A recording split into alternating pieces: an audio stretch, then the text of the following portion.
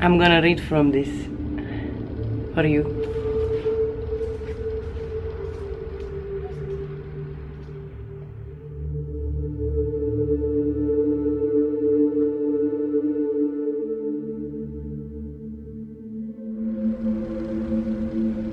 In general, when we understand the wildish nature as a being in its own right, one which animates and informs a woman's deepest life, then we can begin to develop in ways never thought possible a psychology which fails to address this innate spiritual being at the center of feminine psychology, fails women and fails their daughters and their daughters' daughters far into all future matrilineal lines.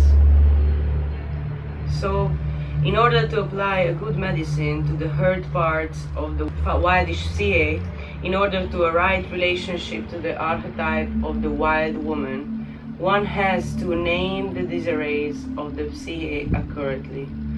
While in my clinical profession we do have a good diagnostic statistical manual and a goodly amount of differential diagnosis, as well as psychoanalytic parameters which define psychopathy through the organization or lack of it, in the objective CA and the ego self-axis there are yet other defining behaviors and feelings which from a woman's frame of reference powerfully describe what is the matter.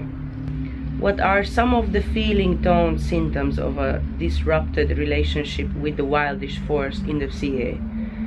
To chronically feel, think, or act in any of the following ways is to have partially severed or lost entirely the relationship with the deep intellectual CA.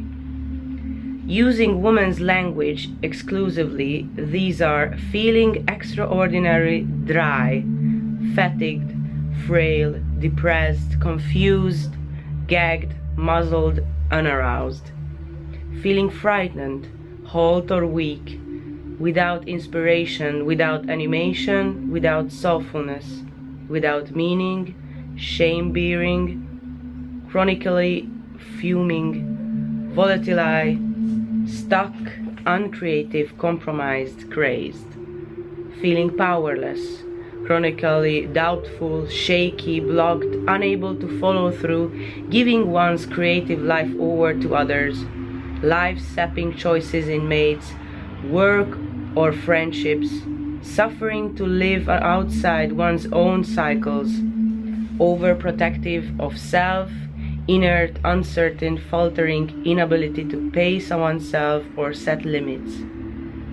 Not insistence on one's own tempo, to be self-conscious, to be away from one's god or gods, to be separated from one's revivification, drawn far into domesticity, intellectualism, work, or in inertia because that is the safest place for one who has lost her instincts. To fear to venture by oneself or to reveal oneself, fear to seek mentor, mother, father, fear to set out one's imperfect work before it is an opus, fear to set out on a journey, fear of caring for another or others. Fear one will run down, cringing before authority, loss of energy before creative projects, winching, humiliation, angst, numbness, anxiety.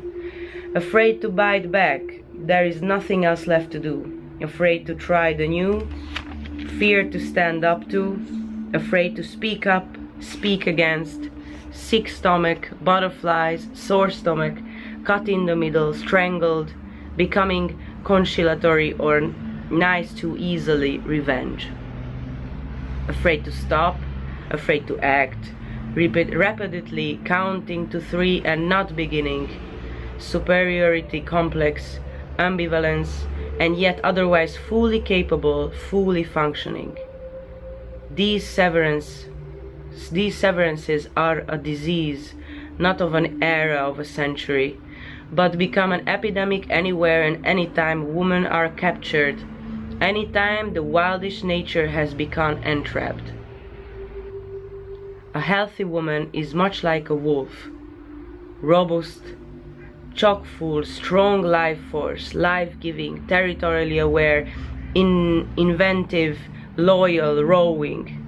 Yet separation from the wildish nature causes a woman's personality to become meager, thin, ghosty, spectral.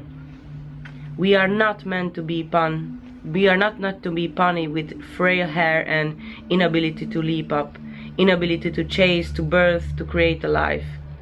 When women's lives are in status or filled with ennui, it is always time for the wildish woman to emerge. It is time for the creating function of the sea to flood the delta. How does wild woman affect women? With her as an ally,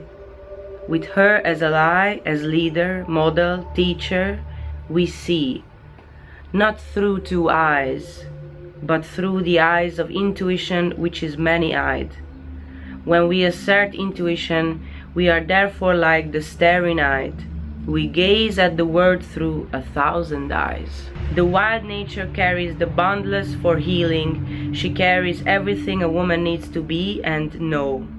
She carries the medicine for all things. She carries stories and dreams and words and songs and signs and symbols. She is both vehicle and destination. To enjoin the instinctual nature does not mean to come undone, change everything from left to right, from black to white, to move the east to the west, to act crazy or out of control. It does not mean to lose one's primary socializations or to become less human. It means quite the opposite.